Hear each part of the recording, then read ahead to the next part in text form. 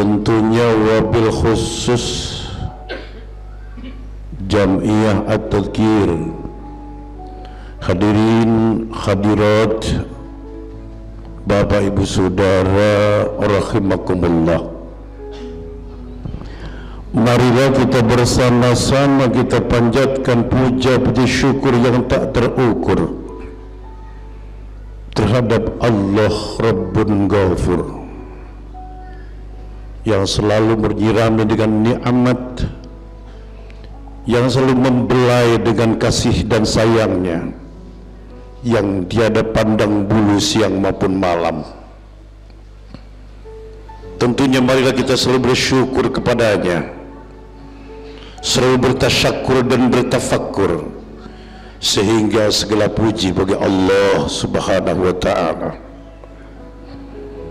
Tentunya salawat dan salam kita sanjungkan keharibaannya baginda Rasul Muhammad sallallahu alaihi wasallam.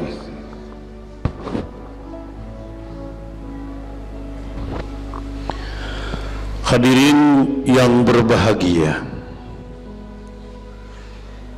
dengan karunia Allah jualah saudara sampai ke tempat yang berbahagia ini, sehingga antara kita bertatap muka berpandang rasa untuk meningkatkan rasa tauhid kepada Ilahi, untuk meningkatkan rasa takwa, sehingga bertabaran di muka bumi ini melantunkan amal soleh setiap saat dan langkah, tingkah dan pola, membawa barokah, mawaddah, warahmah. Saudaraku yang berbahagia, puja puji syukur telah kita lantunkan, salat dan salam kita uraikan, tetapi dunia semakin hari semakin tercekam, kanker tauhid semakin membara, ketauhidan manusia semakin tak nampak, kesatuan dan persatuan semakin langka kita cari. Tetapi manusia tidak iba memandang satu bangsa yang besar sudah carut marut, kebatilan di ranking yang teratas di bumi kita, kemiskinan mulai mencekam, tetapi kita, mengapa kita tenang? Apakah ini semata teguran Allah? Apakah ini kutukan Allah kah? Apakah ini azab Allah kah? Mari kita sejenak berpikir saudara, di mana letak kesalahan kita? Di mana letak kekurangan kita? Agama Islam 90%, tapi tak nampak batang hidungnya yang Islam. Kenapa? Sebab dilanda yang dinamakan penyakit hubbud dunya, cinta kepada dunia, tidak cinta kepada yang memiliki dunia. Aneh kan? Yang memiliki dunia tidak pernah disembahnya, tak pernah dihiraukannya, tak pernah apa perintahnya diikutinya, hanya yang diharap pemberiannya dari Allah Subhanahu wa ta'ala. Seluruh nikmat diimpor oleh Allah, bersyukur tidak pernah. Seluruh kenyamanan dilimpahkan kepada kita, taat juga tidak pernah. Maka akhirnya Allah gantikan maksiat dan kezaliman. Kita justru takut kepada kezaliman, kebenaran merendah, kebatilan muncul. Contoh,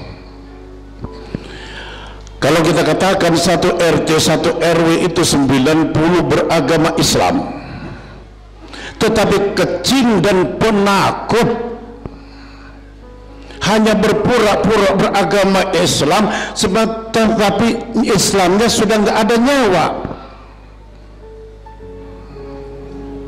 Islamnya sudah tidak ada nyali. Berbicara boleh, tapi fakta.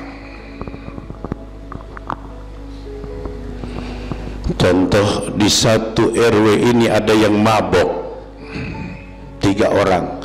Seluruh beragama Islam dia diam dan terpaku, tidak ada yang berani menegurnya. Betul? Kenapa ini? Mati rasa. Kalau betul-betul mereka beragama Islam, ini zalim, ini batil, bapaknya muslim, emaknya muslim, digotong, diikat, dibawa ke pemerintah. Karena apa? Dosa.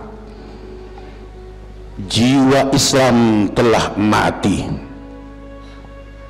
Melihat kebatilan sudah tak nampak, buta punya mata.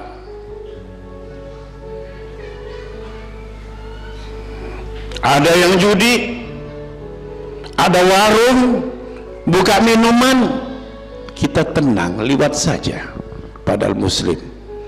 Tetapi kalau kita 90% beragama Islam, ini merusak anakku, kata ibu-ibu, ini merusak bangsaku, merusak agamaku, merusak keturunanku, diserang itu rumah, diresahkan kepada yang berwajib. Yang pertama. Yang kedua, ayat Allah hanya dibaca, ayat Allah menjadi sembahan, ayat Allah menjadi obat orang kesurupan, ayat Allah adalah undang-undang dasar beragama Islam, tuntunan merubah fakta dan kenyataan, undang-undang merubah yang batil menjadi benar, yang salah menjadi jujur. Tetapi sekarang berubah Al-Quran hanya untuk mengobati orang kesurupan. Betul?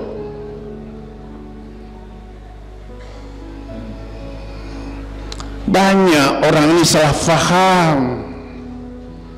Al-Quran ini untuk akal, untuk langkah hulukul Rasulullah, hulukul Quran.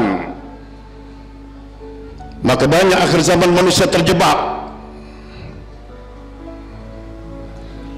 Betul baginda Rasul waktu itu menyatakan bahwa Quran ini dawa, Quran ini obat. Tak kala ada orang sakit, obatilah dengan Quran.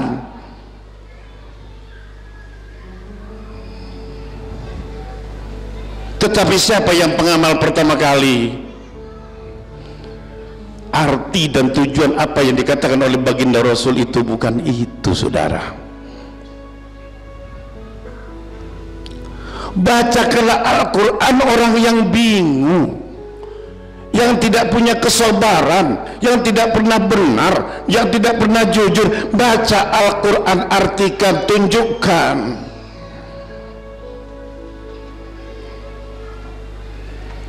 Akhirnya muncullah sekitar tahun 916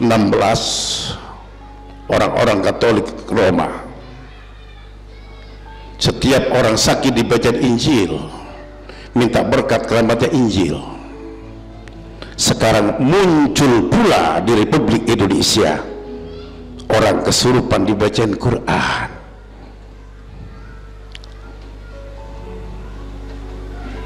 Kalau sudah Quran tidak menjadi undang-undang, kalau Quran sudah tidak menjadi hakamah, hanya menjadi pujaan belaka, apakah kita tidak menghina Allah? Allah turunkan ini untuk kedamaian, untuk kesejahteraan umat, tetapi beralih fungsi menjadi Tuhan adalah Al-Quran. Zaman Rasulullah SAW Al-Quran belum lengkap, saudara. Lengkapnya setelah Sayyidina Umar alaihissalam. Al-Quran untuk obat orang-orang yang bingung, untuk orang-orang yang tidak tahu beriman, tidak tahu Allah, tidak tahu syariah, tidak tahu wudhu. Di Quran inilah isinya. Mari sekarang ini kita berjuang, buru hantu, bukan pemburu hantu, tetapi buru hantu yang di dada kita. Dengan apa kita memburu hantu? Dengan zikrullah, Dengan apa kita mengusir hantu? Dengan sholat malam, dengan ikhlas dan redha. Dengan apa kita mengusir hantu? Dengan berserah diri kepada Allah. Bukan mengusir hantu dimasukin di botol. Hantu itu gaib, lebih lembut, halus, bermacam-macam cara. Agar saya tahu at-tadzkir tidak ada yang ikut pemburu hantu. Sebagai sasaran disangka at-tadzkir ini ikut-ikut jadi pemburu hantu. Justru at-tadzkir, mari kita bersama-sama memburu hantu di hati kita masing-masing. Hantu serakah, hantu iri, hantu dengki, hantu malas ibadah, hantu bubrah. Dengan apa? Wa aqimus sholah li dzikri. Tegak sholat menjadi pengingatan dirimu. Nah, sekarang ini sudah berubah. Maka kita semua sudah mulai tergolong orang-orang kualat gara-gara sholat. Orang Islam kok malu mengatakan mengajak berjamaah. Kalau zaman tahun 62, tahun 58, kalau kita mau sholat ke masjid, ini tetangga dibangunkan. Ini tetangga, ini Islam, dia saudaraku, lebih saudara sekandung. Dia kalau tidak sholat berarti aku yang rugi. Sekarang ada mboten, wonten mboten? Saya nanya, ada nggak Pak? Kalau kita ke masjid, mampir rumah tetangga ngajak sholat, mati rasa, putus hubungan batin. Kalau hadis pinter dibaca, sesama Islam itu lebih daripada saudara sekandung, dicubit kakinya seluruh tubuhnya sakit, tetapi tetangga tak sholat, tetangga tak berjamaah, tenang saja. Ini namanya Islam-Islaman, Islam sampel, Islam nyeselin alam. Kalau Islam yang benar tidak redo, tetanggaku dia Islam kok, mau diomelin. Ini adalah perintah Allah. Allah itu yang menghidupkan saya, mampir. Bahkan sebelumnya kita silaturahmi dulu. Pak Garjono, maaf bagaimana kalau sewaktu-waktu subuh saya bangun diajak sholat, Bapak marah atau enggak? Kita timbang terima, kita lihat di perumahan berapa orang yang muslim. Ini tidak pernah mendata ke teman-teman kita muslim. Akhirnya perumahan-perumahan dikuasai non-muslim. Sebab kekompakan sudah tidak nampak, persatuan sudah tidak ada. Mari kita bangkit saudara. Kalau ini tidak segera bangkit, 5 tahun yang akan datang, kebatilan akan merajai di negeri kita.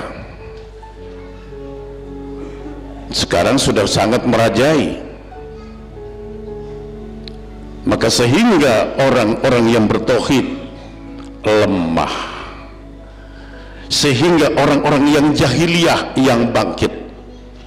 Negara begini besar, negara begini kaya, tak nampak kekayaannya. Sebab apa? Si pemimpin orang-orang yang rakus dan tikus. Mereka pinter tetapi keblinger. Salah siapa? Salah kita. Kenapa? Ibu-ibu yang salah. Maghrib TV-nya hidup sampai dari pagi sampai isya, pulang sekolah sampai maghrib gak sholat isya. Cobalah tahu diri. Oh, ini asar, ini maghrib. Kalau saya maghrib hidupin TV berarti menghina agama saya, menghancurkan generasi saya. Bapak-bapak pun sudah mulai tidak tanggung jawab punya istri. Apakah pernah nanya 1 minggu 1 kali bagaimana mah anaknya sekolahnya? Coba saya lihat bukunya, bagaimana ngajinya, TK-nya, TK Al-Qurannya, sampai di mana sholat anaknya. Pernahkah saudara-saudara manggil anaknya suruh sholat di depan bapak? Bapak sendiri mengaku beragama Islam. Apakah saudara itu Islam? Apakah hanya pengakuan Islam, hanya berpura-pura mengaku Islam? Tidak pernah anak saudara dipanggil untuk mengerjakan sholat. Hancur negara ini. Ibu-ibu al-jannatu tahta aqdamil ummahat. Surga itu di telapak kaki ibu, bukan jadi ibu yang tukang bengong. Bapak bagi tugas yang nyari nafkah, ibu tuntun anaknya sholatnya, tuntun ngajinya, tuntun sekolahnya. Mari, negara ini sudah bangkrut. Siapa yang makan? Orang pinter, bapak-bapak haji yang di atas. Karena apa? Cinta kepada sekolah dunia, sekolah akhirat dibiarkan. Kita perlu sekolah dunia setinggi mungkin, tetapi kenalkan dengan Allah sedalam mungkin. Sekolahkan anak Anda sampai profesor, bin doktor, S2, S3 tanpa mengenal Allah, hancur saudara. S2, S3 tanpa mengenal Allah, nggak bisa mendoakan kedua orang tuanya. Maka hadirin rahimakumullah, maka pertama kali kata Sayyidina Ali radhiyallahu an, orang yang mukmin itu makrifat itu adalah modalnya. Makrifat kepada Allah. Awwalul mukminin ma'rifatullah. Makrifat, mengetahui kepada Allah, mengetahui gerak-gerik diri ini datangnya dari Allah, mengetahui tujuan sholat. Arti makrifat itu mengetahui apa tujuan sholat saya. Sholat saya membina kebenaran dan kejujuran. Sholat saya ini adalah timbangan hidupku. Sholat ini temperatur hidupku, bukan sholat mencari pahala. Sholat inilah yang menuntun aku menjadi orang benar. Sebab salat ini aku berjanji kepada Allah, salat ini aku berhadapan dengan Allah subhanahu wa ta'ala. Baru kita benar. Maka jadi pepaling makrifat. Begitu mau bohong, ingat saya salat. Bila mana aku bohong, luntur salatku. Begitu ibu mau marah, ingat mau bicarain tetangga, aku salat, salatku akan terbakar. Maka Islam adalah agama ya'lu wa la yu'la alai. Mari ketinggian Islam. Sementara ini kita di bawah, Pak. Coba, sudah tidak berani memberantas kebatilan, tidak berani ada togel, kita justru sekarang ini sudah mewabah. Saya pernah lucu di Probolinggo loh, di Probolinggo Jawa Timur, Pak. Jadi habis sholat jamaah, si orang ini bubar, rame, wah punya saya kebalik, punya saya lebih satu, kata si makmum. Imamnya nanya, punya saya kurang satu. Imamnya masang togel, kan gendeng. Nah di sini saudaraku, maka kalau saat ini kita tidak hati-hati, tidak mulai dari nol, bagaimana 5 tahun yang akan datang? Maka mari kita program kembali, bangkit kembali Islam yang sebenarnya Islam. Jangan mudah terpengaruh. Kita ini hanya ketipu oleh TV. Begitu di TV banyak orang nangis, ngikut muter-muter ngaji kemana-mana. Akhirnya sholat asar, sholat duhur ketinggalan di jalan, nggak tahu yang tukang ngajinya pakai combe. Hadirin rahimakumullah, sekarang banyak ulama palsu menipu kita. Banyak ulama-ulama kafir yang mengaku dirinya Islam untuk menghancurkan Islam. Banyak garong merupakan kiai. Maka kita hati-hati, berlindunglah kepada Allah subhanahu wa ta'ala. Belum gerakan setan yang magic, yang ibu-ibu mau ke pasar ditepak, dipinta duitnya, maka di sini kita memerlukan doa, memerlukan makrifat terhadap Allah, selalu berlindung kepada Allah subhanahu wa ta'ala. Hadirin rahimakumullah, maka sekarang ini mari kita bangkitkan ruh kita, ideologi kita. Apa sebagai ideologi di akhir zaman ini? Sumber yang dari jiwa yang dalam adalah agamanya Allah. Setelah kita menjadi sumbernya agama, dirasa kita merasakan nikmatnya beragama, ada rindu kepada yang punya, rindu kepada Allah. Dengan apa rindunya kepada Allah? Sholat. Karena sholat kita bisa benar, karena sholat kita bisa sobar. Mengapa kita sholat belum sobar? Mengapa kita sholat belum benar? Berarti kita belum kenal dengan sholatnya. Nah, untuk belajar sholat ini dengan cara apa? Dengan cara baca yang benar, artinya kita apalkan, tujuannya bacaan. Kalau kita baca tidak tahu tujuannya, hambarlah. Hadirin rahimakumullah, yang terbaik sholat merasa rendah di hadapan Allah. Tatkala kita mengatakan Allahu Akbar, terasa kita di bawah, terasa kecil di hadapan Allah Subhanahu wa Ta'ala. Tatkala kita baca suratul Fatihah, sanggup kita akan mengamalkan arti dan tujuan Fatihah. Selalu dengan sifat Allah lah aku ke barat, selalu dengan bismillah aku makan, selalu dengan bismillah aku bekerja. Apa artinya? Selalu bersama dengan Allah di batinku, selalu dengan modal senjataku mengasihi dan menyayangi orang lain. Kalau kita senjata sudah Ar-Rahman Ar-Rahim sudah tidak nampak di diri ini, maka beginilah jalannya.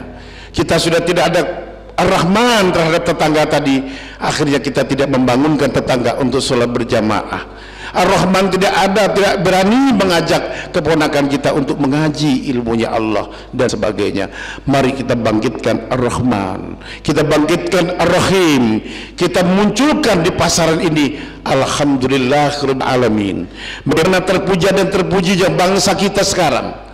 Kalau kita tidak bergerak, maka alhamdulillah inilah segala puja-puji bagi Allah. Bagaimana anakku terpuji di hadapan Allah dengan modal sekolah yang benar, dengan ngaji yang nampak, dengan sopan dan santun, dengan modal doa kedua orang tua. Jangan anggap remeh hati tatkala bergetar terhadap Allah, Allah akan buka cahayanya. Tetapi kalau tidak, makin hari makin sesat, makin hari dunia semakin gelap. Hanya orang-orang yang lari kepada Allah lah. Hadirin rahimakumullah, siapa saja presidennya saat ini untuk damai susah. Kenapa? Sebab sudah menjadi ruhnya, menjadi ideologinya adalah koruptor. Gimana mau benar? Kita juga sudah butuh dikorupsi, semua butuh. Bapak-bapak ini semua butuh. Kalau nggak dikorupsi nggak seneng. Percaya nggak? Sampai juga butuh. Contoh, kamu naik sepeda motor nggak bawa SIM, tangkap sama polisi. Pak, seket pak. Betul. Siapa yang dosa? Kamu butuh juga. Seluruh butuh. Pak polisi butuh, sampean juga butuh. Nah, kalau sudah semua menjadi kebutuhan, ini namanya dosa dan dosa. Duit setan dimakan jin. Akhirnya bagaimana? Jadi anak kita bandel semua. Nah, mari untuk membersihkan sifat yang seperti ini, berani menghadapi kebenaran. Jadi tangkap sudah. Kalau saya salah, tilanglah. Nah, ini kita takut kepada kebenaran. Hadirin rahimakumullah, mari kita beri siapa pula kalau bukan kita akan menjadi orang yang benar. Kadang-kadang kita ini lah, jangan sok benar lah, jangan sok jujur lah.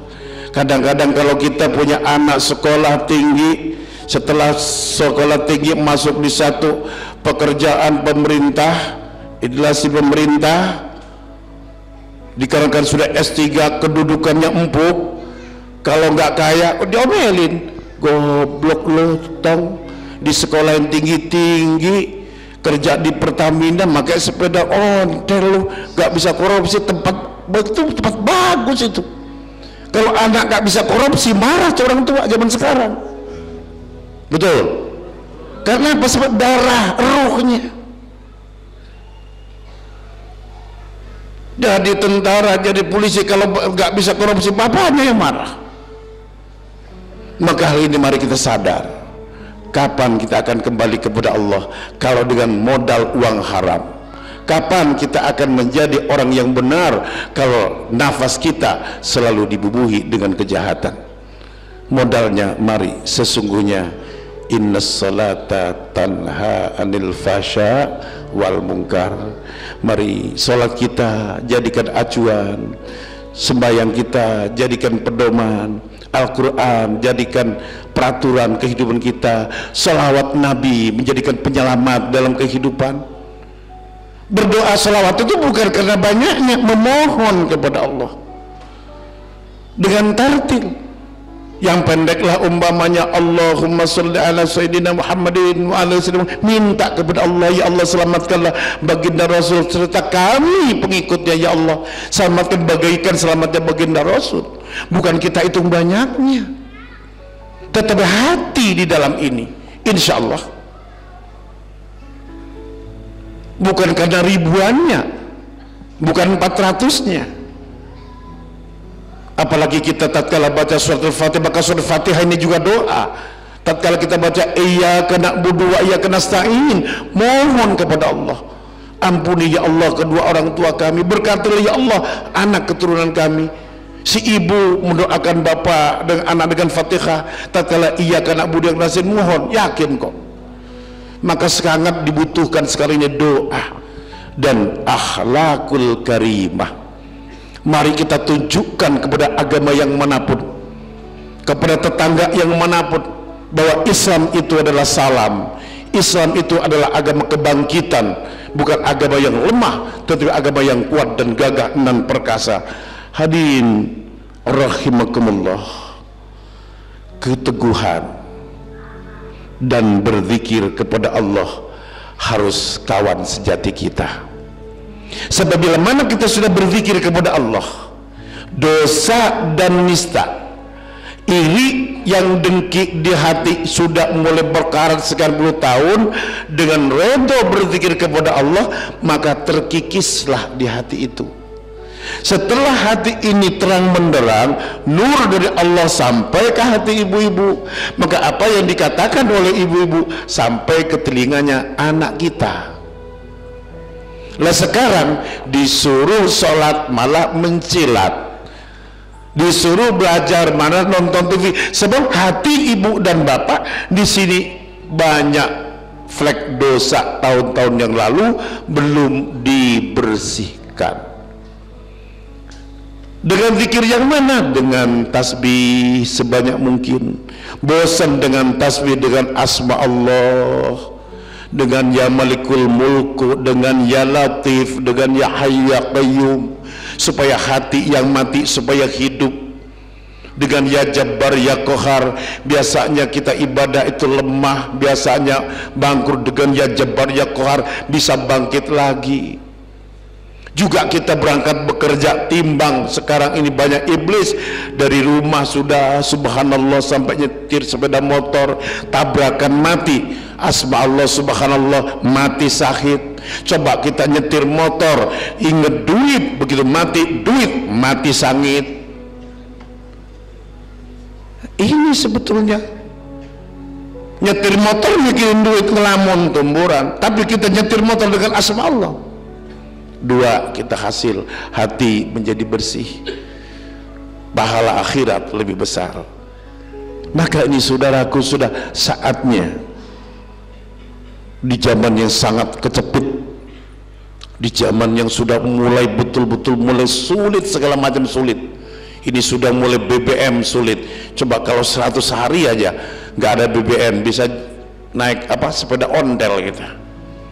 Insya Allah akhirnya cuaca di negeri kita yang tadinya banyak asap, insya Allah jadi jernih kembali, nafas kita longsong, Pak. Sebab ke kantor jalan kaki. Hadirin rahimakumullah, mari tingkatkan ibadah kita. Waspadalah, akhir zaman telah tiba. Roda-roda Islam akan macam-macam timbul. Catat kata-kata saya, ya. bakal banyak ilmuwan muncul di permukaan TV kesaktian. Nanti sudah memburu ini, buru macam-macam pengobatan yang berdasarkan bawa Quran, bawa ayat, semua akan menggarong kita. Kita tidak beriman, kita tidak tawakal kepada Allah, Anda terjerumus. Allah akan menguji dengan cara itu. Padahal akan merogoh kantong Anda dan akan menghancurkan iman tauhid Anda. Belum yang di majalah, belum yang di koran. Maka hati-hatilah, setiap habis salat berserah dirilah kalian. Hadirin rahimakumullah, belum gejolak politik nanti. Gara-gara partai Anda iman akan tersatai. Ulama dan ulama gara-gara partai saling bentrok. Akhirnya Islam dan Islam tempur, dikorbankan agamanya demi kemenangan mereka. Inilah akhir zaman. Kiai dan kiai saling gontok. Sudah baca hukumnya, Islam dengan Islam benci, itulah jahanam, biar jahanam asalkan aku menang. Inilah akhir zaman, saudara. Maka kita jangan terjebak. Lihat, banyak manusia akan terjebak pada kesaktian-kesaktian. Dia masuk ke dalam lingkungan kekafiran. Ini peringatan. Maka larilah kalian ke jalan Allah. Sudah saatnya kita fastabiqul khairat. Sudah saatnya kita tegak sholat tahajudnya, tegak sholat jamaahnya. Ibu-ibu minimal minta kepada suaminya, ayo pak sholat berjamaah. Sholat jamaah ini rahmat, sholat jamaah ini pahala, sholat jamaah dilindungi oleh Allah. Meskipun bapaknya belepotan, bacaannya gak masalah. Kalau jauh ke masjid, kalau dekat ibunya yang ngajak. Kalau ibunya gak bisa, bapaknya yang ngajak istrinya. Gak bisa satu hari full 5 kali, ya subuhnya saja, sebab pulang kerja sudah isya. Subuhnya gak bisa setiap hari, 2 hari sekali, gak bisa 2 hari sekali, 3 hari sekali, gak bisa 3 hari seminggu sekali, gak bisa seminggu sekali, gak usah sholat sekalian. Nemen. Hadirin rahimakumullah, tadi kata Pak Kiai Sarip, sholat sudah nggak pernah mantep, di situ Jumatan molor lagi. Hadirin rahimakumullah, itulah setan di akhir zaman, sangat galak. Masuk masjid tidur, jangankan umat biasa, ustadz saja begitu diajak wirid jebut asma Allah mulai matanya merah. Begitu 10 menit merem, 15 menit ngiler, 17 menit ngentut ya. Ini ustadz apalagi kita. Hadirin rahimakumullah, saktinya di sini sekarang iblis. Kalau kita tidak benar-benar lari kepada jalan Allah, maka ajakan saya tidak banyak. Jadikanlah Islam yang sanggup menyelamatkan jiwamu, selamatkan dirimu, selamatkan anak dan keturunanmu, mencari ridhonya Allah. Sebab saya tidak akan bicara lebih panjang, hanya di malam ini, malam tawakuf, malam tawajjuh, malam bermohon kepada Allah Subhanahu wa taala. Mudah-mudahan bangsa kita jauh daripada malapetaka, bangsa kita jauh daripada kemiskinan, dan yang hadir semua diampuni dosanya oleh Allah Subhanahu wa taala, serta keluarga kita, anak kita, kedua orang tua kita mendapat redha dan maghfirah dari Allah Subhanahu wa taala. Ila hadratin Nabi Muhammadin sallallahu alaihi wasallam, liridho ila al-Fatihah.